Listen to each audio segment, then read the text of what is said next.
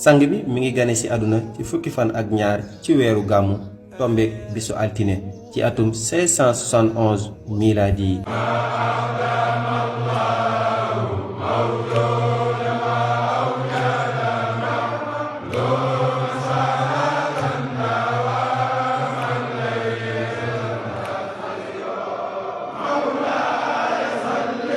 Le Gamou est un grand pèlerinage annuel à l'occasion du Maulid, commémoration de la naissance de Seydina Muhammad sallallahu alayhi wa sallam, qui a lieu dans différentes villes du Sénégal, principalement à Tivaouane. Depuis 1902, grâce à Seydi El Hadji Malick Sy, et à sa mort en 1922 par ses différents successeurs. Serigne Babacar Sy est né en 1885 à Saint-Louis et décédé le 25 mars 1957 à Tivaouane. Serigne Babacar Sy est un éminent chef de communauté et leader tidiane au Sénégal. Il assuma la charge de khalife de Seydi El Hadji Malick Sy à partir de 1922. Jusqu'à son décès en 1957.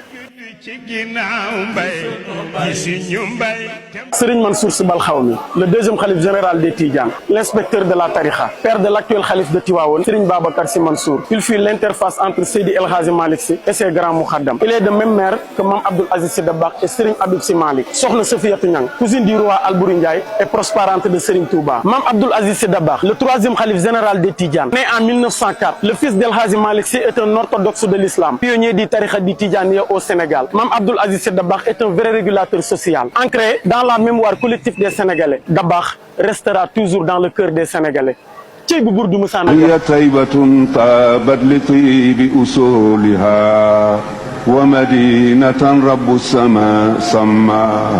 Serigne Mansour Sy borom daara ji, le quatrième khalife général des Tidjanes. Serigne Mansour Sy est le fils de Serigne Babacar Sy et de Sokhna Aïssatou Seck, qui appartient à de grandes familles de Dakar.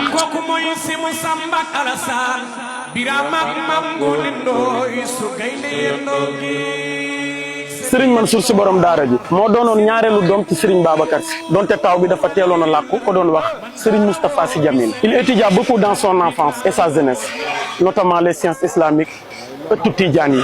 Serigne Cheikh Tidiane Sy Al Maktoum, le cinquième khalife général des Tidjanes, durant la grève de 1968, devant l'absence des forces de l'ordre à assurer la sécurité des pèlerins lors de la célébration du Maulid. Serigne Cheikh initia une comité d'organisation de l'événement dénommé COSCAS, comité d'organisation au service du Khalifa Ababacar Sy. Il est le guide spirituel du Daïratul Moustarchidine wal Moustarchidaty, cercle des hommes et des femmes à la quête de la bonne direction. Looloo waral kenn ci ay doomam wuutu ko ci tey ñu koy wax Cheikh Mouhamadou Moustapha Sy, le responsable moral. mooy ñun moo tax tout le temps bu ñuy gàmmu mu ñëw mais ya Rasulallah waxuma ngelaw li. Serigne Abdoul Aziz Sy Al Amin, le sixième khalife général des Tidjanes. Serigne Abdoul Aziz Sy Al Amin a été le khalife général des Tidjanes de mars à septembre 2017. Il a succédé à son frère Serigne Cheikh Ahmed Tidiane Sy Al Maktoum avant d'être rappelé à Dieu 6 mois plus tard, le 22 septembre 2017. Serigne Mbaye Sy Mansour est devenu le 7e khalife général des Tidjanes. Il a succédé à Serigne Abdoul Aziz Sy Al Amin, l'éminent porte-parole des Tidjanes de son époque. Serigne Mbaye Sy Mansour est né en 1932 et formé à l'école de Tivaouane. Devient le 7e khalife général de la famille Tidjane après le rappel à Dieu dans la nuit du jeudi à vendredi de Serigne Abdoul Aziz Sy Junior, dit Al Amin. Serigne Mbaye Sy Mansour yàlla na fi yàgg te wér.